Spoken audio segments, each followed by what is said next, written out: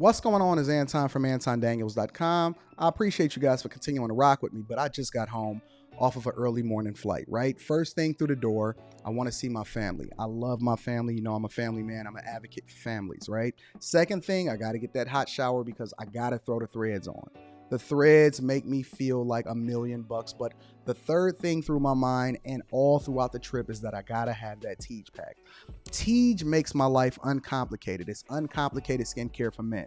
The first way that I started specifically was their level 1 system. It's a daily face wash to get rid of the dirt and grime on your skin. 2 times per week exfoliating scrub to get rid of the dead skin cells.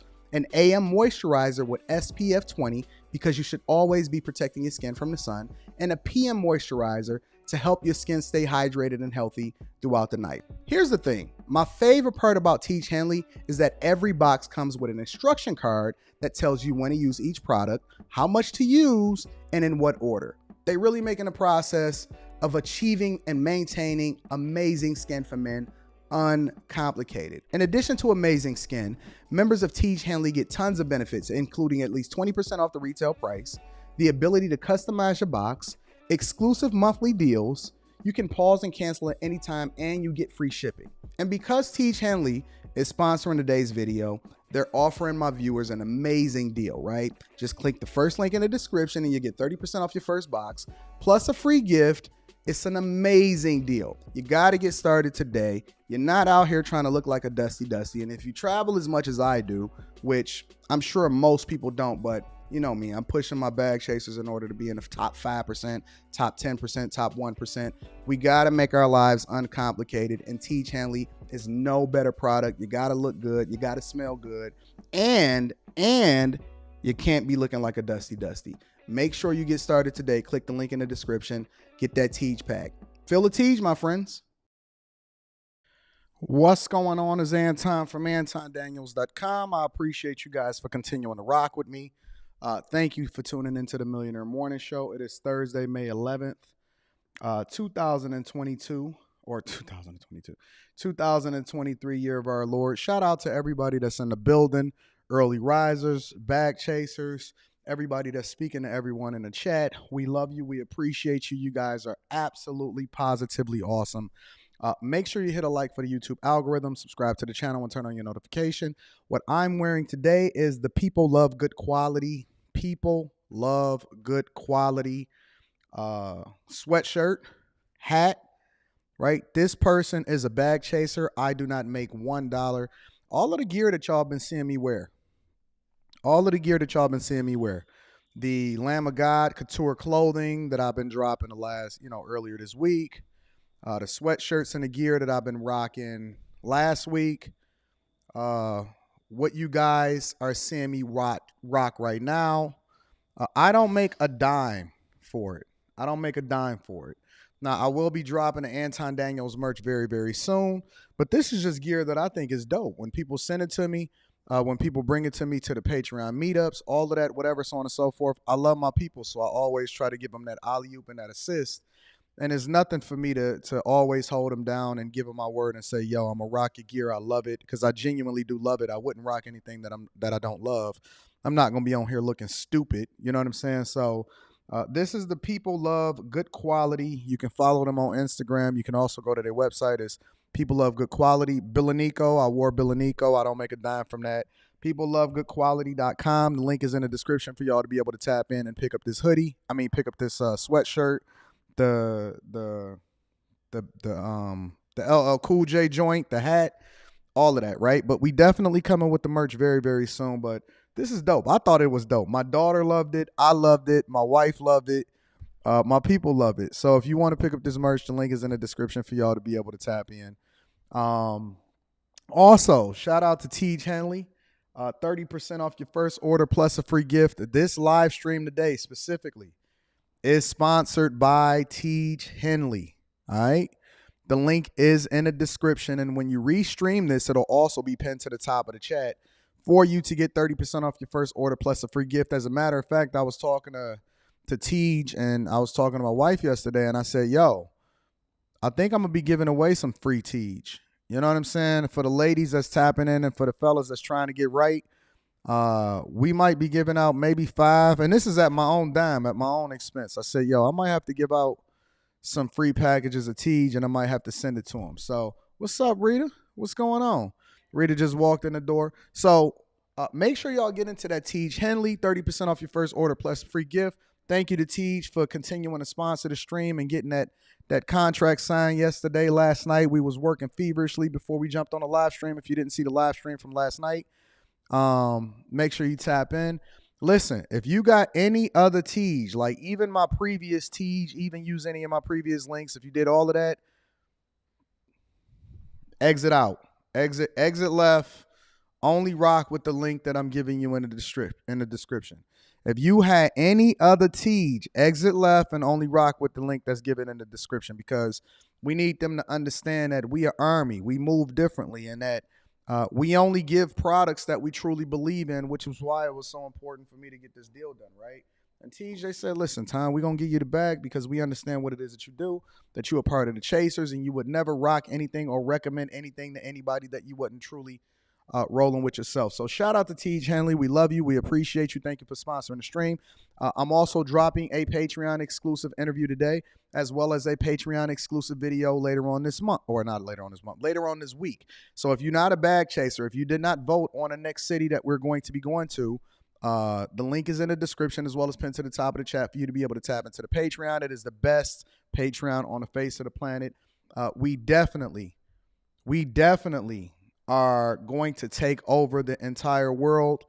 So make sure you tap into the Patreon. Make sure you get that Tej Henley. And if you're interested and people love good clothing or good quality, then make sure you tap into that, because all of those links are in the description. All right. So now that we got the housekeeping out of the way, let me read some of this early super chats, and then we're going to get started with the show. Pretty Boy 79 says, let me tell you that talk last night on your other channel spoke to my soul. You don't miss. I give my all to y'all. I genuinely give my all to y'all because I want y'all to be dope. I want y'all to rock out. I want y'all to be great. Shout out to Pretty Boy 79 for tapping in on my other channel. If y'all missed that live stream, go ahead and tap in after the show. Ian says, I need to send you a shirt. What size you wear? Send all the sizes. I want one for me. I want one for my daughter. I want one for my wife. Go all the way, small, medium, large. You just send all of them. Everything you got, just send it to me and I'm going to check it out. Shout out to Ian. Larry Walker says, Elon Musk announces the 2024 presidential run. Did he? Let me go ahead and research that and find out what's going on in the streets. Because, listen, I know this is the Millionaire Morning Show.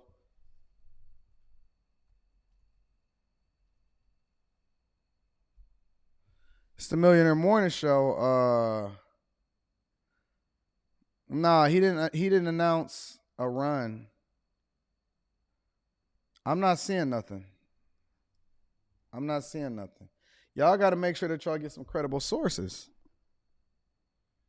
I'm not seeing nothing at all. Nope, not seeing it at all, so I'm not even going to report on it. So, anyways, I love y'all. I appreciate y'all. Make sure y'all hit a like for the YouTube algorithm.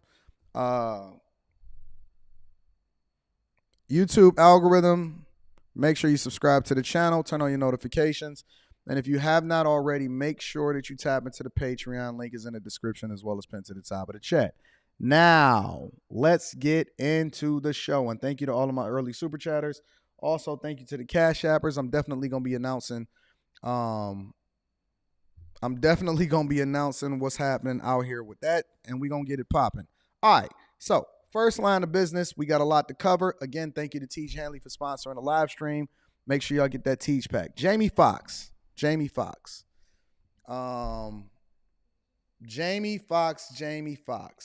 Chelsea says, hold on. Well, let me see this. Chelsea says, I'm mad you didn't show up to my birthday stream last night. I texted you. We on for the panel tomorrow. I'm gonna text you in a minute. Chelsea, I was live streaming last night. Baby girl. Don't worry. I'm gonna give you a nice big hug for you, for mama, all that. We gonna kick in. I'm gonna tap in with you in a minute, Chelsea. But happy birthday. Happy birthday, Chelsea. Hey, can we get a round of applause and a happy birthday to Chelsea? Yes, we will be shooting tomorrow night, Chelsea. But I'm gonna get in touch with you after the show. Happy birthday to Chelsea's live line. Shout out to you, baby girl. Jamie Foxx. All right. So this is a report that was given most recently within the last couple of days. And so I'm going to go ahead and play it for you. And then after I play it for you, I'm going to give you a little bit more context based off of what's being communicated. Because allegedly his family is saying that they hope him for the best, but they certainly prepared for the worst. And that never is good. That is never, ever good. This morning, people close to actor Jamie Foxx giving an update on his mysterious hospitalization. A source telling People magazine they were told the race star, I might be blind, but I ain't stupid, who is recovering in a hospital from an undisclosed medical emergency last month, is stable and not in a life-threatening situation now. What could possibly, here's my question, what could possibly happen to Jamie Foxx? Because I think that Jamie Foxx is like 55 years old. Contrary to popular belief, I know that sounds old, but 55, from my perspective, is relatively young to be hospitalized. And what we've been seeing a lot throughout society today is that a lot of our celebrities and a lot of our stars, and I don't know if it's just a whole lot of them, but a lot of them has been passing away for a while now. What up to my dog Logic is in the building. Shout out to keeping it funky in real life. My dude is out here traveling the world and taking care of business. Person also saying doctors are doing more tests and want to be completely sure that he will be okay before allowing him to be discharged, and that the Oscar winner has been advised to keep his stress level down once. A lot of times whenever it's keep your stress level down, it has stuff to do with your heart. It could possibly be a stroke. It could be a lot of different things. Shout out to Bella. Shout out to Classy Beats. What did the Lance dude die of? You remember the guy that was on the wire? What did he die of? Because I know later on they released reports of what he allegedly died from. Some people saying it's heart disease. Some people saying they think he poisoned. I don't think it has nothing to do with any of that. Listen, when people die, y'all got to remember that these people are human also. They're not supposed to live forever. People are human also. They eat the food, they work hard, and all of this other type of stuff. Y'all think that these celebrities are way beyond what normal everyday people go through, but they not. They deal with the same things. They have the same anxieties. They have even more stress. They work their butts off. They make a lot of money. And so because we idolize them or we exalt them, we think that they're beyond the same type of issues and problems that you guys and me, because I'm very much just a regular person also. They think that is he died of heart disease, the Lance guy, Lance Reddick. These people, they go through the same things that you go through, that I go through. They be having substance abuses and all of this other type of stuff. And I'm not putting any of that on him. I'm just saying, yo, Michael J. Fox got Parkinson's. This dude traveled back to the future in order to save society. He's the person that introduced us to the DeLorean. And this dude is out there looking washed. I don't even like, when I see videos of celebrities and they older age and they not looking good and they're not looking healthy and stuff like that, I don't watch it. Who's declining? Michael J. Fox is saying that his condition is declining and getting even worse. Listen, Rita, everybody on the internet, Rita, as I age and as I get older, because right now I feel like I'm getting better. I'm in a really great space. As I age and as I get older, if I start looking like a whole fool, just leave me in a corner somewhere and don't be filming me. Don't take me to no basketball games. I don't want to be out here like Muhammad Ali like this all day shaking. Don't let me shake for the people. Just let the people remember me in a good space. Don't let me be looking like no whole fool out here and then messing up my legacy. Let me just be what it is that I was when they thought that I was a good. You know what I'm saying? Don't be having me out here shaking people's hands. Hey, Anton, I want to take a picture with you. Okay. And then you got to put your arm around them like this. And the whole time you shaking and you can't get no steals on the picture. Don't do that to me. Don't do that to me. Let me go off and float away in peace. Jesus, y'all trying to make me look like a fool he out leaves here. the hospital. Sources do tell people that they want to make sure that he is perfectly stable when they do eventually release him. But unfortunately, we still don't know exactly when that will be. This update coming just days after this message was posted on Fox's Instagram account saying, "Appreciate all the love, feeling blessed." Before being hospitalized, the 55-year-old was most recently seen filming in Atlanta with co-star Cameron Diaz on the set of Netflix's upcoming film Back in Action. The Fox insider telling People what happened to him medically is serious enough to keep him in the hospital, but adding the hospital is the last place Jamie wants to be. I'm surprised TMZ. I'm honestly surprised that TMZ or one of these media takeouts or whatever like that haven't already talked to a doctor and bribed him to find out exactly what his condition was. But prayers up for Jamie Foxx. Saying he has a lot of projects going on. He gets things done. He is focused and astute. We've heard from some friends in his inner circle that he is recovering well, and they all do hope for the best, and they do think that he will come out of this soon. I don't even want to. I think that was like the only fear of my life at any point in my life. It was like the only fear of my life at any point in my life was the fear of getting old, man. Because it ain't even the fear of getting old. It's really just, I don't want to be looking like no fool out here doing no dumb junk. You know what I'm saying? I really don't. I don't want to be out here looking like no fool doing no dumb junk. But I was even pulling up the different conversations and stuff that was being communicated about Jamie Foxx and all of that.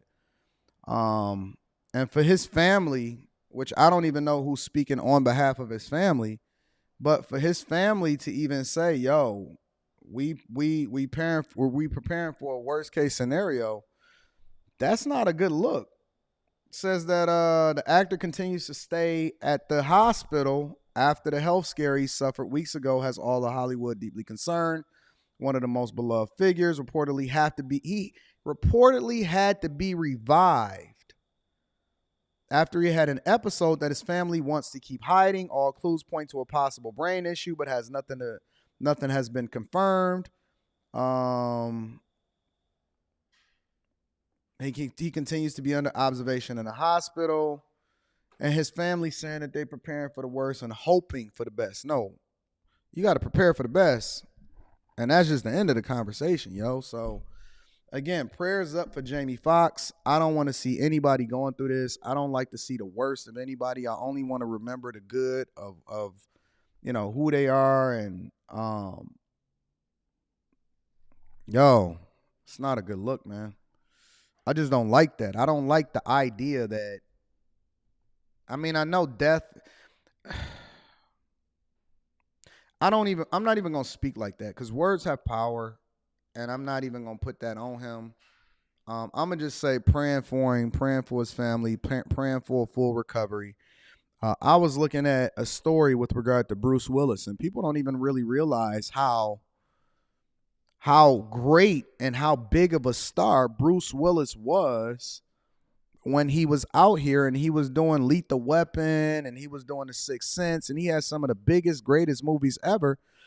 And then he was on set and he couldn't even remember his lines. He couldn't remember what nobody was doing. People was getting mad at him. They was having reports and stuff to say, and then it wound up coming out that the dude had a degenerative disease where he got memory loss and all of this other type of stuff. Man, that got to be the worst of the worst, bro. To have such an illustrious career and then to have all of these different things possibly happen to you, and then whatever it is, you turn out to be a vegetable. I couldn't imagine, yo. It wasn't a Lethal Weapon? Oh, that was Mel Gibson. My bad. Mel Gibson was Lethal Weapon. The Die Hard series. You're right. It was the Die Hard series. They all get mixed up. They was all the same to me back in the day. But my point is that, yo, I let me go in peace. You know what I'm saying? What up, Lo? I'm on the live stream, but what up, though? Okay, I'm just trying to meet down there at the garden at 4. If you can. All right, bet. All right, I'm gonna hit you up as soon as I get off the live stream. All right, bet. All right, bet. Yeah. So prayers up for Jamie Foxx. God bless him and his family. And I hope that he make a full recovery. And I hope that he absolutely go out on his own terms at an old age and not based off of something that happens to him. So shout out to Rashard Howard, says, hey, Anton, did you hear about the Detroit dude making $2,000 a day from a weed vending machine he bolted to his house? I sent it to you on IG. Yeah, I had heard something about that. But then I also heard that the dude had got arrested at one point too. Thank you for the super chat. I appreciate you. I heard that he had got arrested about that too. So again, shout out to T. Hanley, 30% off your first order plus a free gift. Make sure you guys get that. The link is in the description as well as pinned to the top of the chat. Also, in addition to that, make sure that you guys tap into the Patreon. Link is in the description as well as pinned to the top of the chat. Also, let's get into our next story. Chicago. I got to bring you to the front of the congregation again. It's your turn. It's your turn, Chi-Town. Chicago, you got to come to the front of the congregation. Shout out to all of my blackity blacks. This is going to be the FU episode. Don't worry. I'm going to wind up saying the real word shortly. This is going to be the FU episode. Thank you, Jessica LaShawn. I appreciate it. If y'all want this gear, if y'all want this hoodie, if y'all want this hat, I don't make a dime from it. This is a part of the Bag Chaser, so if you are in the Patreon, link is in the description as well as pinned to the top of the chat. The link to this is in the description as well as Teach Hanley and to the Patreon. So make sure that you guys tap into that. Chicago, it's your turn. 4 people are now charged with first-degree murder in the shooting death of Chicago police officer Ariana Preston. So before we even get started with this, let me ask y'all a question. How come nobody ever highlights or protests on behalf of the black police officers that wind up getting killed? You don't see anything with regard to Black Lives Matters. Nobody cares. Nobody is advocating for the safety and the protection of these people to get back home. Nobody cares if they was actually serving a community or anything like that. Nobody cares about police officers, even if they black. You know what's so funny? Y'all sit here and y'all tell me about how black people all should be supported. Remember this? Remember the blackity blacks are telling me this? Y'all say that all black people that are a part of the diaspora and all these wild words that y'all use that's way above a C student's pay grade. Don't worry about it. I'm going to figure it out. But it's always funny to me is that people pick and choose which black people they want to rock with based off of whether or not it fits their agenda or their narrative. So they don't say support all black people when they don't like them as a cop. Or they don't say support all black people when they think that they've gotten too rich. Or they don't say support all black people when you go and you marry outside of your race. Then they want to divest and divide themselves from you depending on how it is that they see you or perceive you. It does not matter what you do for your community. It does not matter what you stand for. It doesn't matter how much you give back. And that's why I'm very, very leery. And I'm very leery about these whole black agendas and reparations and support black people, black-owned businesses, and all of this other type of stuff. Because when it's a cop, all of a sudden black lives don't matter anymore. The slogan was supposed to be Black Lives Matters, period. But then when they said all lives matter, they said, no, we're not focusing on you right now. We only focusing on black lives, because this was the narrative. They said, just because we saying Black Lives Matters don't mean that we not saying that your life don't matter, but we think that we need to focus more on black lives right now. But then they changed it and they said, listen, Black Lives Matter as long as you're gay, and Black Lives Matter as long as you align with this specific agenda and you stay in the hood and you continue to get robbed and you do the thing that's worse for you. I remember somebody came up on my panel and they told me that the black agenda was more important than my family to me, that it should be more, I should be willing to sacrifice. They wasn't willing to sacrifice their family, but they were willing to sacrifice my family, my daughter, my wife for what they thought was more meaningful as far as the black agenda. Okay, cool. Let's continue to have this conversation, because Chicago, you are the poster child right now. You are at the front of the congregation as far as being what we see on the outside looking in, because they've divested from me. What we see on the outside looking in as a part of what the black community should be. Okay, so let's talk about it. Let's talk about it, Chicago. I want to hear what they got to say as this white woman reports on it. Police say the group had been on a crime spree before killing the officer. Fox 32's Joni Lum joins us live from police headquarters with the latest. Joni? Hello, Sylvia. Investigators had to work through their sorrow, and they say that community involvement helped them to make arrests and stop a crime spree that victimized women alone before it ended with the fatal shooting of Officer Preston. So it was a crime spree. Yo, I wonder if it was white people that actually was going after these black people. Because I know that we say it's a race war. So usually if it's a race war, the people that are doing the most damage against a specific race, they don't look like you. They look at somebody else, right? Right? It looked like somebody else. Well, let's continue. Because they say that this was against women, and then eventually it ended with being against the police officer. And so I want to see what this police officer looks like, and I want to see what the culprits look like, because I don't believe in stereotyping, okay? I don't believe in stereotyping. All right, let's go. The offenders are teens: 19-year-old Travell Breland, 19-year-old Joseph Brooks, 18-year-old Jaquan Buchanan. They told me, Anton, it doesn't matter what they look like. You cannot stereotype. These men, because they calling them teens, I'm calling them monsters. They calling them teens, and I'm calling them monsters. These young dudes was walking around on a crime spree, killing, stealing, destroying, and ruining the community, right? And I'm supposed to be out here talking to them, having a conversation with them, trying to understand them and get to them. Anton, reach them. Make sure that you go out there and you put your own life on the line so that it's a possibility that you don't go home to your kid at night. And you need to go out there and do the work in the community and reach them. It's not their fault. It's the generational trauma. I guarantee you. Listen, I would be willing to bet. I would be willing to bet any amount of money. Any amount of money.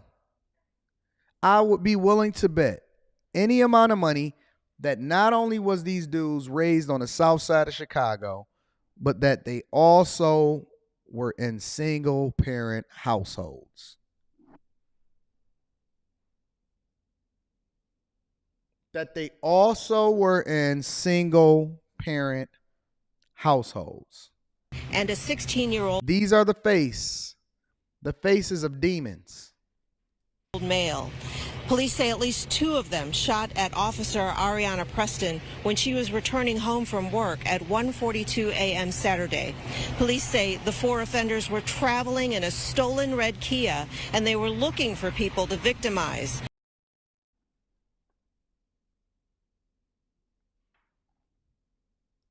They allegedly committed multiple crimes before ambushing Officer Preston.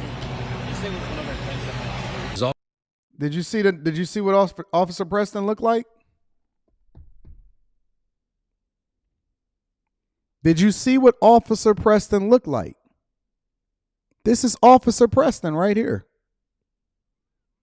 This, ladies and gentlemen, is Officer Preston. This is the face that will not be highlighted and protested on behalf of Black Lives Matter, because you know why? Black lives only matter when it's another person that does not look like you is allegedly committing the crime against you, regardless of what you did to warrant such interest in the first place. This is the face of the officer that never made it home to her family. It wasn't a white man. It wasn't a black man. It wasn't an Asian. It wasn't a person that didn't have a body cam on because they made an illegal stop and all of this other type of stuff. These are the people that protect police and put their lives on the line every single day. And the only thing that she was doing was just going about her life. This woman woke up and did not know that there were going to be monsters that were walking around stalking her. teenagers, people that y'all say are supposed to be protected, the worst of us, in a city that is literally a hellhole. And she woke up that day and she didn't know that she wouldn't be alive to tell the story of what happened that day the next day.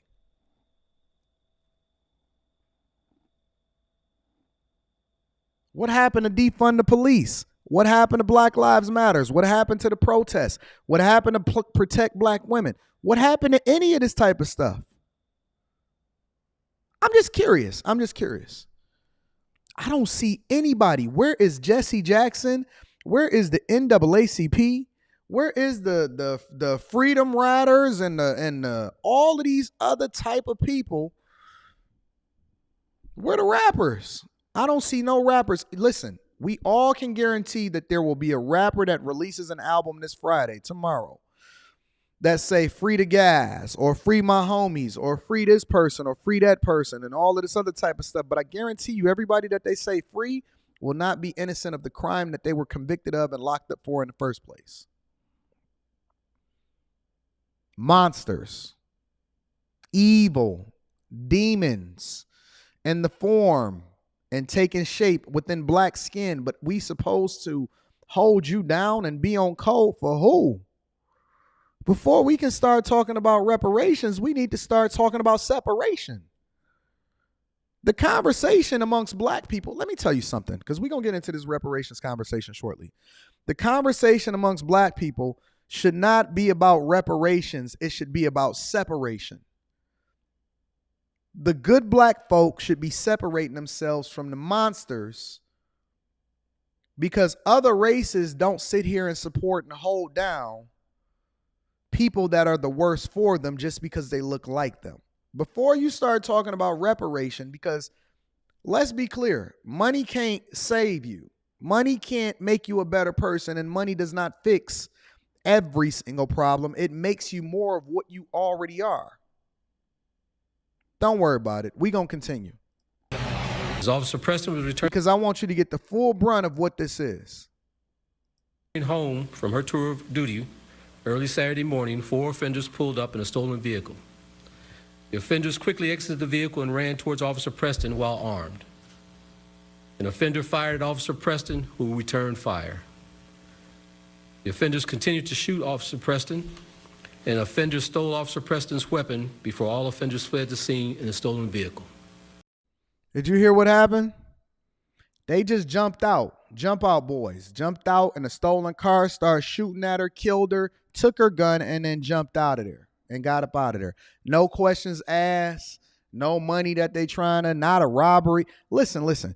They not even doing it for survival. They not even doing it because they feel destitute. They doing it just because. You can't sit here and tell me that there's no opportunity in it, nothing like that or whatever, because they not selling drugs because they need to feed their family. They killing for sport. They're killing for sport. They playing Call of Duty in real life, and they not blinking. They got the teardrops on their eyes because they already done did it before. This ain't nothing new. They used to this. They used to this. They doing it for sport. They not doing it for, listen, if you get carjacked, understand this. They not just going to let you go nowadays. They not letting you rock out nowadays. They not letting you go off. They don't just want your car. They doing it because they want your life and because it's fun. They don't care about the money. They don't care about none of this. This is pure evil. Pure, unadulterated evil.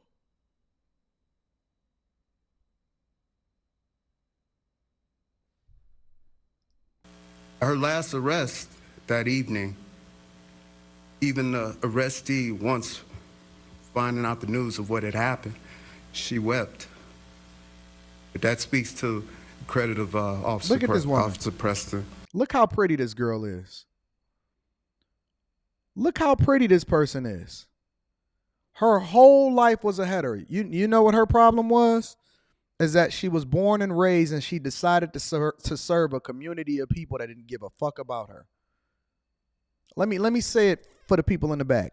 She was born and raised and then decided to serve a public servant for a community of people that didn't give a fuck about her. Even when you police your own, listen, you can't blame this one on the white man. Because y'all said that y'all want people that were policing y'all that look like y'all, and you jumped out and you peeled the muffin top back of a beautiful young girl who nobody is going to have a conversation about. Listen, Black YouTube, they not covering this. They no longer talking about Shanquilla Robinson. I'm keeping her name alive because we continuing to tap into the lawyers. We tapping into the community. We continuing to reach out and see what's going on at the legislative branches. We got people going over there to Washington, D.C., the whole 9 yards. You keep talking about protect black women, but you keep doing the thing that's the worst for black women, and you supporting the people that hate black women the most. They don't want to cover this part because it's not juicy enough. It's not spicy enough. It's not gossipy enough. It doesn't add enough value into your life from a negative perspective. And so ain't nobody going to be talking about this because it paints the black community bad and white people may be watching. Man, what? What?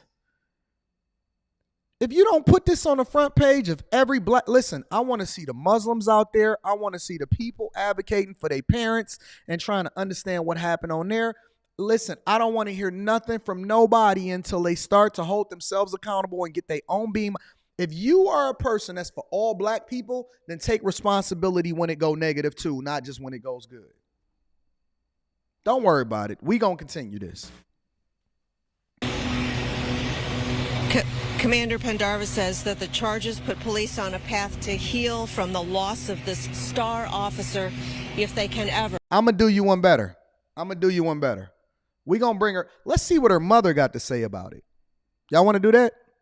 Let's see what her mother got to say about it. I stand before you guys today as a mother, a heartbroken mother.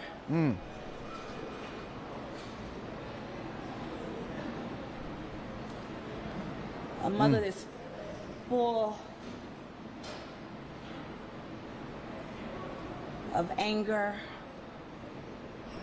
rage, questions why. Agreed.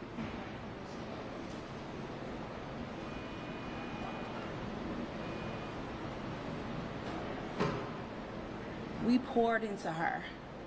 We poured into her education.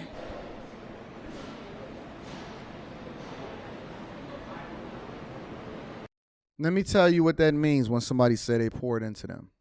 They gave their life for them. They was willing to die for them. They educated them. They groomed them. They raised them to be amongst the best amongst us and to be a public servant. And you know what people did? They looked at them as nothing and they valued her as nothing. And she was nothing but a moment and somebody that they can put a gun on and take their life all because they could. All because they could.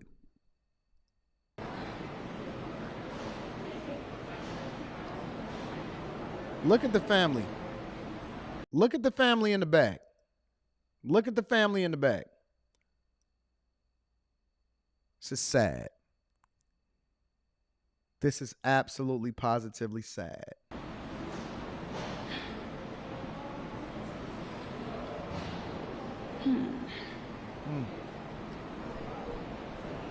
But as I said in that courtroom today, the people I really felt sorry for was those boys. I felt sorry for them because nobody obviously didn't pour into them.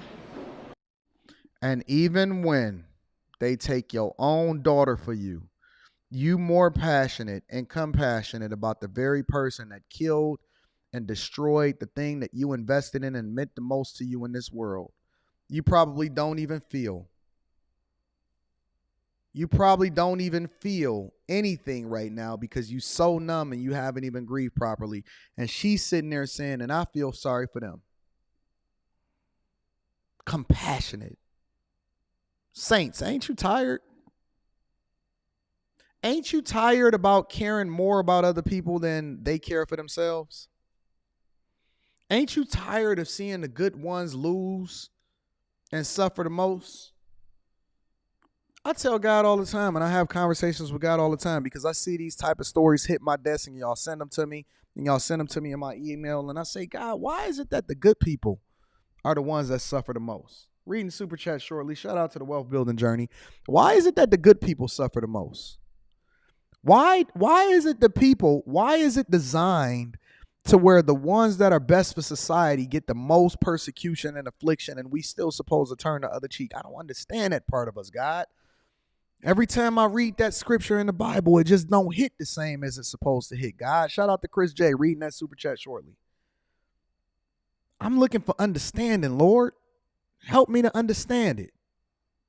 Why we got to look at this woman saying that she feel bad for the person that killed her own daughter? Nobody told them that they were loved. Nobody told them that you can do anything. Like I constantly preach to my daughters. And you know what the funniest part about it is? Single baby mamas is going to continue to have kids with the people that are worse for society. My daughter was 24. 24. Criminal justice was her background. She graduates May 13th from Loyola. Loyola. Education is what we preach.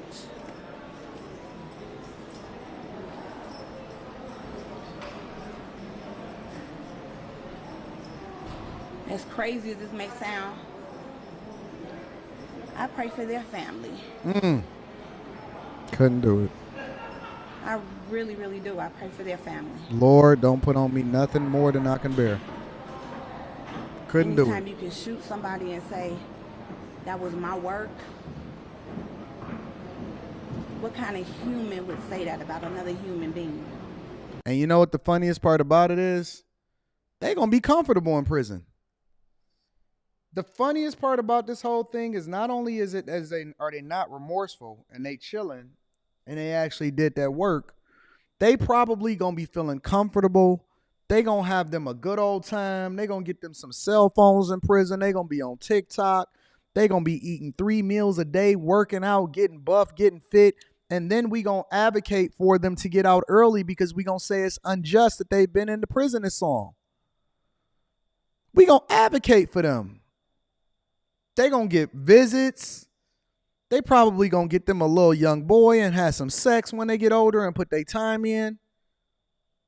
They going to be able to do all the things that they want to do because we reward bad behavior. They ain't never going to have to work and worry about whether or not they got to add into society or, become anything. They might even, let me tell you what they might do. They might even become preachers.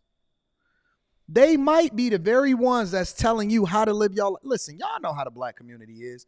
Black people don't feel like you got no stripes unless you've been through something and did something to somebody else, and then you worthy of actually giving them some advice. You got to been in robbed, steal, killed, went to jail, did something dirty, or did something egregious in order for black people to be able to hear you. Oh, no. We like you if you reformed.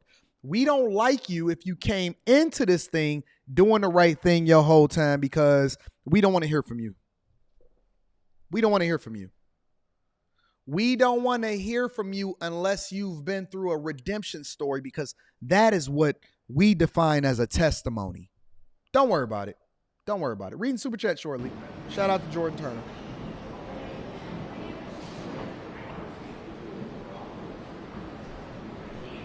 We're going to get through this. Ariana will get justice. No, she not. No, she not. You guys going to be seeing a lot of me. No, she not. A whole lot of me. Let me give you a reality check, mama. I'm going to tell you the truth. I'm not here to tell y'all what y'all want to hear. I'm going to tell you the truth. There is no justice for taking her life. It does not matter what the sentence is going to be. It does not matter where they house them. It does not matter what happens. And I hate to break it to you, mama. And this is one of the reasons why we need to have some reality checks out here in the streets. There will be no justice. There is no justice that you can give for a dude that jumped out and took the life of a person that was a contributor to society. There is no justice. 200 of them ain't worth one of her. 200 of them monsters, reformed, formed, unformed, unrefined, whatever it is that you want to define for it, 1 million of them ain't worth one of her. Not one of her. I would sacrifice 100,000 thugs for just one of her. Yes, I would. Yes, I would. I would sacrifice 100,000 gang members, 100,000 thugs, 100,000 drug dealers, and all of this other type of stuff. When y'all gonna wake the fuck up and stop advocating for the worst for us? When y'all gonna wake the fuck up and start having a completely different perspective and a narrative towards the people that are the best for us? Why do we have to continue to watch this year after year and year after year, and then y'all continue to try to make excuses instead of holding people accountable? Why are we not bringing back shame? Why are we not holding each other accountable? Why are we not having the real difficult conversation amongst ourselves instead of trying to look for an enemy when it's right in your backyard? You breeding, you're birthing, and you're raising an enemy right in your own backyard. We ain't got to worry about finding another enemy. Listen, you participated in the slave trade. Your own people sold you. You ain't got to worry about an enemy. It looked like you. If you want to see the enemy, go look in the mirror and then look outside. It looked like you. That's your enemy. Don't sit here and tell me how I'm supposed to build with people that's not going in the direction that I'm supposed to go in. You crazy. You smoking crack. You out of your mind. If you think that I'm going to sit here and hold somebody else accountable when every single affliction that's ever happened to me personally, Anton from AntonDaniels.com, I done been carjacked, I done been shot at, I done been done dirty. When I sit here and say that the biggest enemy against black people is people that look like them, and you sit here and you get mad at me as a result of it, stop it. Stop it. Don't sit here and talk to me about that. Don't sit here and tell me and try hold me accountable. I ain't never been to jail. I ain't never been arrested. Ain't never been on some illegal type stuff. Ain't never sold a drug in my community. Ain't never had a kid out of wedlock or nothing. And they'll sit here and hold me accountable, but they'll sit there and celebrate and rock out with all of the monsters. Stop it. Stop it. You know what? If I was white, they would adore me. If I was white, I would literally be a legend amongst my people. If I was Asian, I would be a legend amongst my people. If I was Arabic, if I was any other color, I would literally be celebrated and heralded, because what they do is they elevate the people that's best for them. They don't tear them down. Let me let you hear a little bit more of Mama. She ain't done. Because I'm a praying mama. And I had a beautiful daughter that I know deserves justice.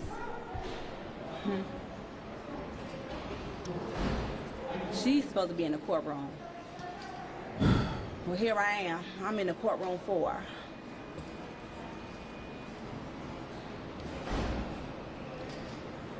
God. I can't take no more. I can't do it. I can't take no more. Let me read these super chats. The Wealth Building Journey says, this is what happens when people have no life purpose. They wander aimlessly through. Oh, they had a purpose. I'm a push back on that a little bit. Wealth Building Journey. Don't y'all know that the devil got a purpose the same way that angels have a purpose? Demons have a purpose. Is the same. The problem is that demons operate with a perspective in that they don't feel like they got nothing to lose, so they going 100% in this direction. And the people that are supposed to be the saints, they operating with reserve. They cautious. They tiptoeing. They worried about not getting canceled. Demons go hard. Saints are moving with reservation, and that's the difference. Even demons got a purpose. They wander aimlessly through what's left of the rest of their short lives, only seeking momentary pleasure, and then they take pleasure in destroying you. Chris J in the building says, this is hard to watch. My condolences. Mine's too. Brock says, this is heartbreaking, bro. Bring shaming back. Shame the people who decided not to want to at least try to be the best version of themselves. No, shame they mamas. Shame they mamas. And shame they daddies. And shame they grandmamas and they grandpappy. Shout out to Space that says she was just about to graduate, shaking my head. Let them ride. Jordan Turner says, they said they killed her for barbecue money. Ronnie Robinson says, preach, young man. We gonna get through it. We gonna get through it today. Elliot Jackson says, went through the whole Patreon back to July 2021. Didn't find any videos where you go over your real estate or your corporate structures. When can you drop a video like that in the Bag Chasers? Elliot, hit me up on my email. I'll send you the exact link of what it is that you need to be looking for, okay? Let's see. King Well says, Anton, the only way to fix this is to ban guns. That way we remove the guns from the mass shooters, thugs, and civilians, and all civilians in between. I don't know if you're supposed to ban guns because the criminals are going to find a way to get a hold of them. Urban Renaissance Man says, bruh, if that ain't facts, all throughout my public, high school, and community college years, we had a monthly lectures from men who spent 10 plus years in prison, and then they want to listen to, they want you to have a conversation. Right. Cameron says, thank you for this lesson. Appreciate you. Listen, y'all. Listen. Make sure you hit a like for the YouTube algorithm, subscribe to the channel, and turn on your notifications. Shout out to Tej Henley, sponsor of this live stream. We appreciate you, Tej. That link is in the description for y'all to be able to tap into that Tej pack. We're going to come on back, and we're going to bring y'all to the front of the congregation. But let me do a commercial break real quick.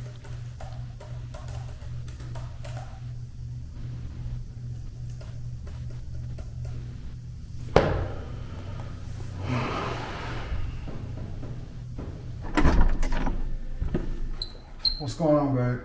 Hey, babe. How was your day? It was actually pretty productive. Happy to be home. Good. You know, we got a game today. Mm-hmm. Honey, they're a little rough around the edges. I mean, I'm saying I've been working all night, taking care of business, getting to the... You know what? I don't even want to talk about it. I got you. I'm not trying to be out here looking like a dusty, and that's why I'm excited to have Tej Henley as a sponsor of today's video. They help me start and maintain my skincare routine by making the entire process uncomplicated. Honestly, it's the best skincare system for guys like you and me. I recommend you start with their level 1 system, which come with all of the basics. A daily face wash to get rid of the dirt and grime on your skin, a 2 times per week exfoliating scrub to get rid of the dead skin cells, an AM moisturizer with SPF 20 because you should always be protecting your skin from the sun, and a PM moisturizer to help your skin stay hydrated and healthy throughout the night. My favorite part about Tej Henley is that every box comes with an instruction card that tells you when to use each product, how much to use, and in what order. In addition to amazing skin, members of Tej Henley get tons of benefits, including at least 20% off the retail price and the ability to customize your box.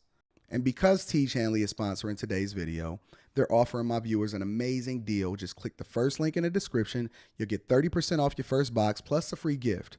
Click the link and get started today. We're taking care of ourselves. Self-care, fellas, is the first step to be able to get to that bag, to take care of business, and be on top of things and level up in every aspect of your life. Feel the Tej, my friends.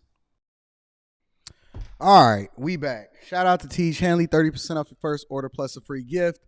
Link is in the description for y'all to be able to get that Tej pack. If you had any other Tej pack before, get rid of it and then rock out with the link that we got down there in the description. If you don't have Tej at all, ladies, make sure you get it for your man. Fellas, make sure you get it ASAP, because if you want skin that don't have no bumps, no bruises, no problems, no trouble, make sure you get that Tej Henley pack, 30% off your first order plus a free gift, and then tap into the Patreon.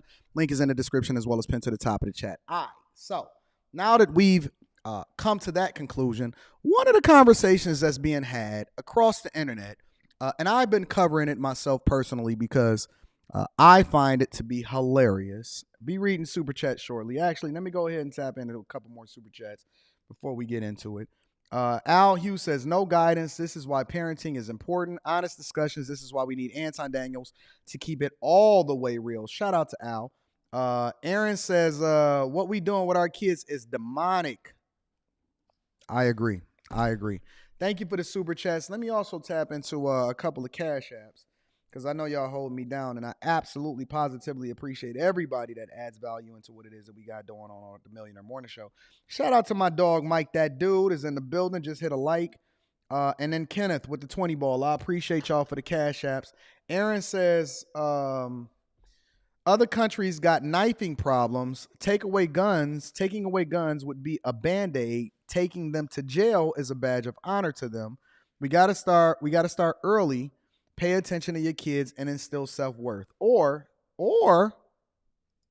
some people probably shouldn't have kids, but neither here nor there. All right, let's continue into the conversation. Reparations, ladies and gentlemen. Reparations. I've seen Tariq Nasheed pop up in this panel in Oakland, apparently in Oakland. I'm not even sure where Tariq Nasheed is from. I have not watched any of Tariq Nasheed's stuff.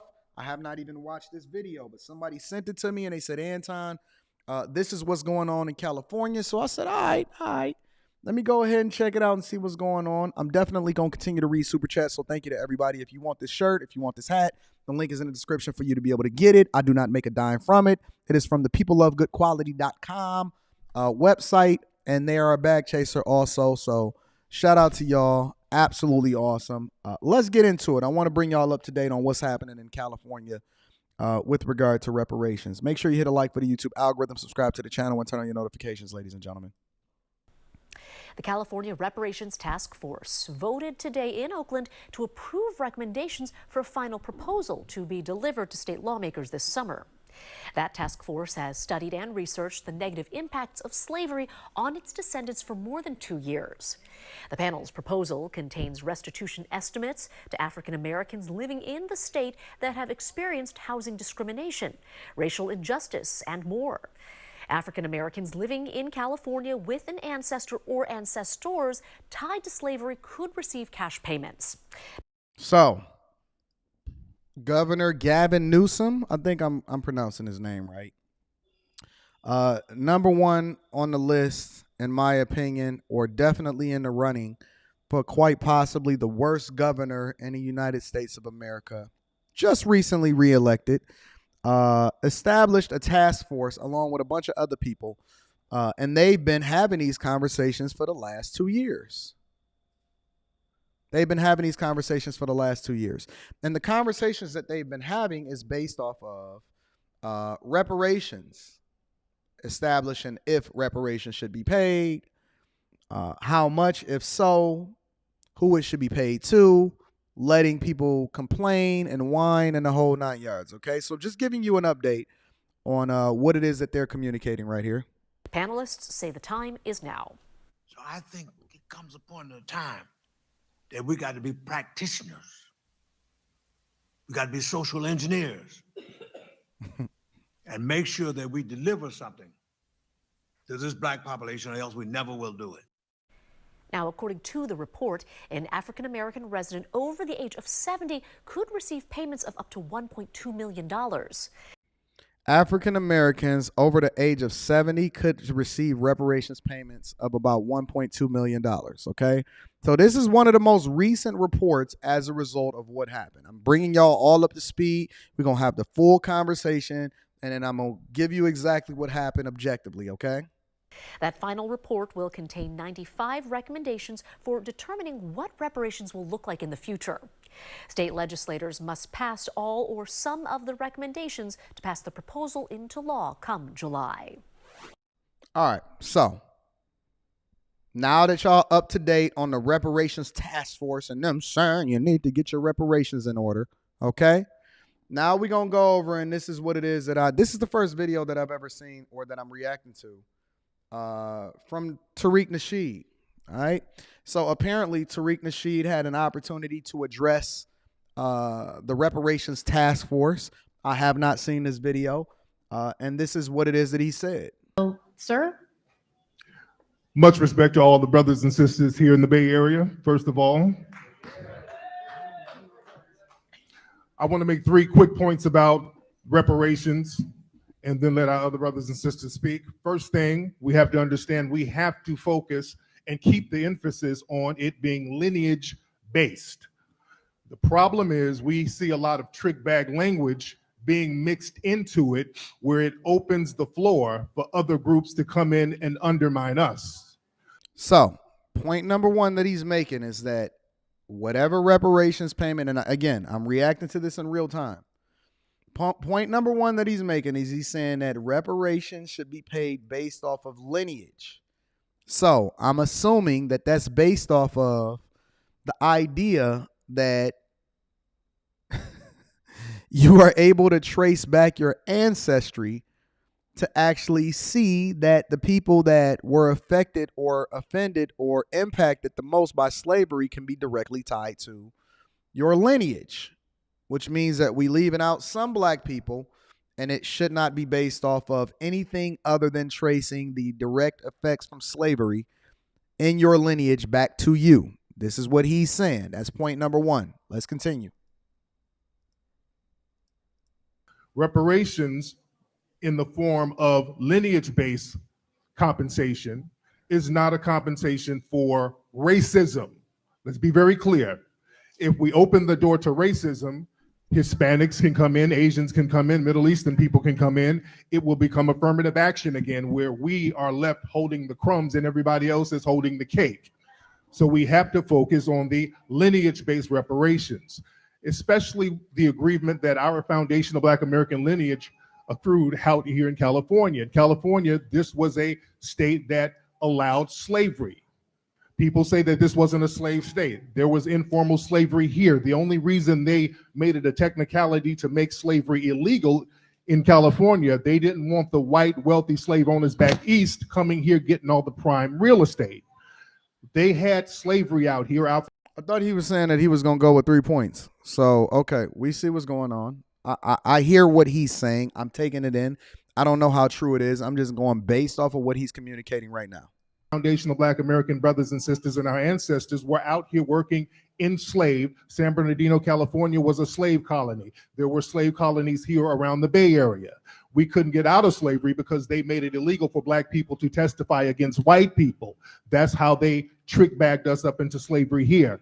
We have to be compensated for that. The second thing is we can't include all of these other groups with our reparations package. We hear a lot of Black and Native American. We hear a lot of Black and brown. That won't work either. All of these other groups, they've been compensated. So, second point that he's saying is, and this is only in California that they're having these conversations, even though I hear y'all talking about it on the internet and on YouTube extensively. The second point that he's making is we don't want to include, first of all, the first point was lineage based. The second point is we don't want to be all inclusive with regard to this conversation. We don't want to include no Indians. We don't want to do Black and brown. We only want to do Black, no Hispanics or none of that other type of stuff, which closely ties into his first point. He said, listen, we don't care about what everybody else talking about. We only want this to have something to do with us. Okay, cool. Every single group besides foundational Black Americans has been compensated. White slave owners were compensated. White immigrants in the 1800s were compensated with the Homestead Thank you, Act. sir. Okay. Thank you so much for your thank comments you so this much, morning. family. And next, thank you. That was it? He said he had 3 points and they only gave him 2. They ain't care nothing about him. They said, listen, time up. Let's go get you out of here. All right. So he made 2 out of 3 points. But then the funniest thing happened, right? The funniest thing happened in this whole conversation is right after that or before it, they start going at your brother, Tariq Nasheed. And so then this came out because a dude apparently, or a group of people, and maybe that's only why you got 3 claps, said that, yo, you an agent.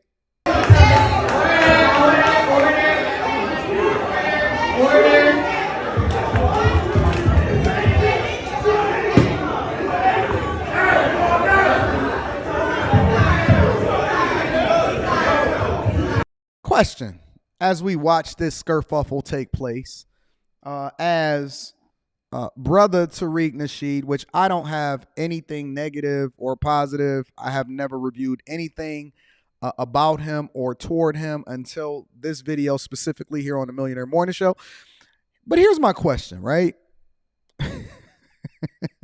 As we see what happens in Chicago, And as we see what even happens when people are having a conversation in California about reparations, and when allegedly black people or pro-black people or people that are foundational black Americans as described by Tariq Nasheed or people that can trace their lineage back to slavery, how come they still get into it with each other even when they supposed to be on the same team? They supposed to be, like Dr. Saul Tabul said, on code. And why they in there about the fight and why they trying to have people hold them back in order to be able to get back to the bag? Ain't they supposed to be aligning with each other and they all supposed to be on the same team? Why is a person confronting Tariq Nasheed and calling him an agent? What is an agent? What does that mean? How come black people, let's see, watch the look.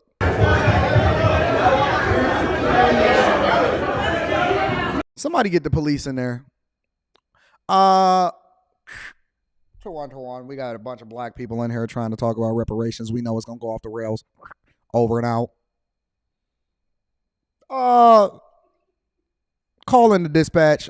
We got a good bunch of blacks in here, all gathered in one space, and we know that when black people all come together in one space, it can only be one thing: to fight each other or to go against the white man. And we know that it's going to turn out bad. So send everything that you got. Send the whole SWAT team in. We know that there's going to be some problems and trouble even when they're trying to come together in order to get to the bag. Over and out.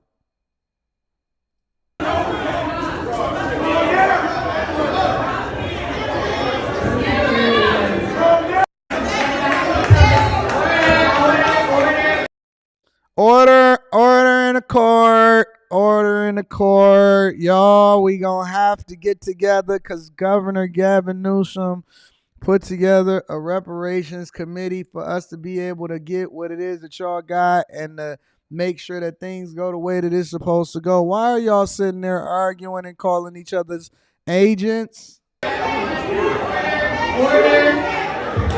in the court.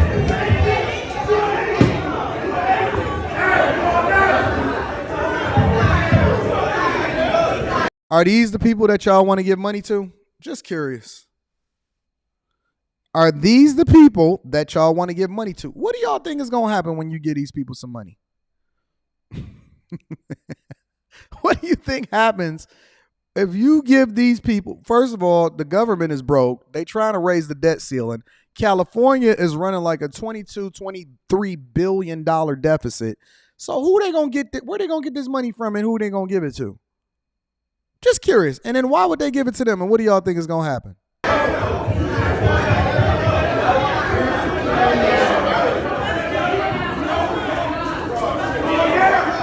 Enough of the foolishness. Enough of the foolishness. But you know what the funniest part about this whole thing is?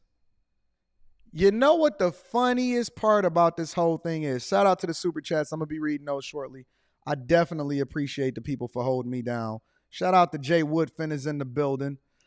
You know what the funniest part about this whole thing is? Right after that, check this out, y'all. I want to show y'all something.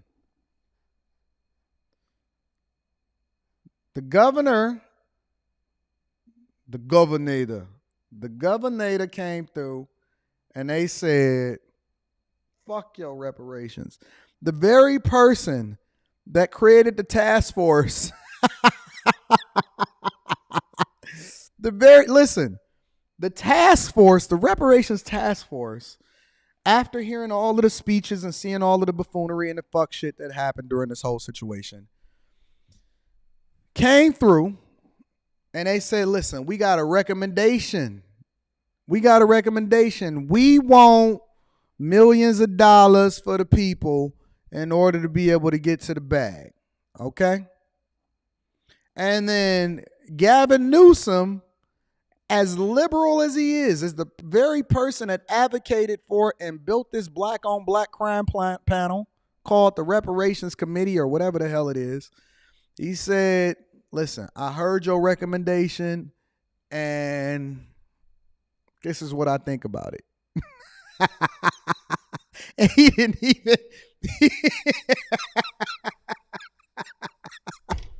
didn't even acknowledge anything that they had. Check this out. Governor Gavin Newsom has refused,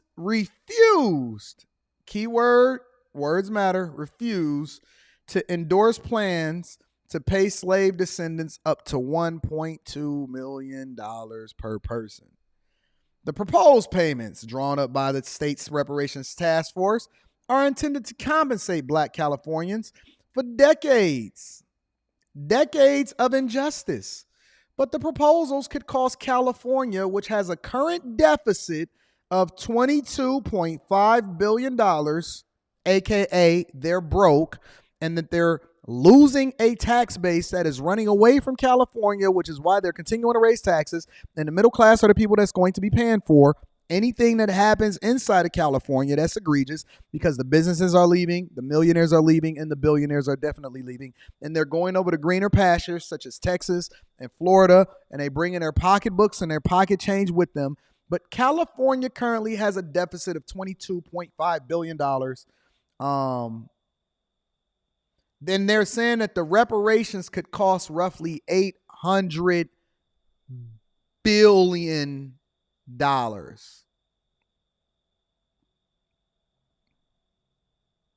It would dwarf the state's current annual budget of basically $300 billion. Mr. Newsom, a Democrat rumored to have White House ambitions, indicated he would not support cash payments proposed by the task force he set up during the murder of George Floyd. Let me read that again. Mr. Newsom, who is rumored to have White House ambitions. Listen, I keep telling you every single day that it comes back to the money. People have agendas. They have things that they're aspiring to do. This is the same governor that told y'all that y'all had to shut down y'all businesses and y'all had to make sure that y'all couldn't go outside, and you had to go ahead and run in the Victim Olympics that you couldn't pay your rent for. And then he was out partying maskless, caught on camera and video, doing the exact thing that he advocated that the people in his state don't do. And you think just because he pivoted and he got some visibility as a result of this George Floyd mural down here, that he give a flying hell about what it is that you care for? That reparations task force is for a bunch of monkeys to come inside of the same room, argue with each other, see what this social experiment is going to do. And then he was like, listen, you know what? I like the task force. That's cute. But listen, my time to get into the White House is not yet here yet. We know that Governor Biden is going to be running for president of the United States again. This is not about cash payments right now, guys. I don't approve it. We're going to make sure that we go and reassess this. We've assessed it. We've taken recommendations over you. You've been arguing about this for the last 2 years. And I say no. I say no. He said no. And then listen what he said. This is what he told Fox News, a conservative outlet. Dealing with the legacy of slavery was about much more than cash payments. Man, don't you know that that's all people want is the money? That's why they're there. Listen, if you had them have a conversation about the education and the school system and the tax base and being able to get more opportunities and getting better jobs, ain't nobody showing up. Listen, I know my people. I've been black my whole life. And the one thing I know, and two things is for certain, is that if they was talking about those other things and the jail system and all of this other type of stuff, you're not going to have no people in there arguing and squabbling. That whole auditorium is going to be empty. Man, this is about money, honey. This is what they want. Listen, I know my people. I know my modern women. I know my people. I know what they want. And you know what they want? They want that cash, man. They want that cash, man. And you sitting here telling them that this ain't even about the money? And you talking to Fox News about it? And you telling them no? And then listen, he gave them the spin. He gave them the modern women spin. He said, many of the recommendations put forward by the task force are critical action items, and we've already been hard at work addressing them. And then y'all said, but where my money? And he said, fuck you. They included breaking down barriers to voting, bolstering resources to address hate, enacting sweeping law enforcement and justice reforms to build trust and safety and strengthening economic mobility. This ain't about money. This is about strengthening your neighborhoods and sweeping law enforcement and making sure that nobody is a hater towards you and breaking down barriers so that you guys can catch the bus and go and vote in the office. Me again. This ain't about money. This is about economic freedom and economic mobility and strengthening economic safety.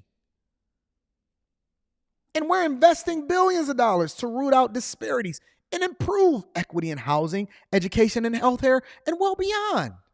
We've been addressing these issues. We know that y'all in there arguing because y'all want to get you a Benz, an Escalade, a Cadillac, or whatever it is that you want.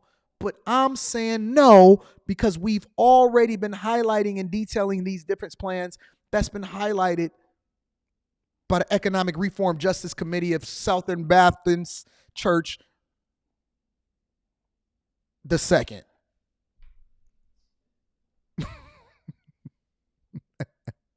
The detailed plans intended to provide compensation for mass incarceration and inequality in housing and health care will be considered by the state's legislature on July 1st. Over policing, national scheme stalls in Congress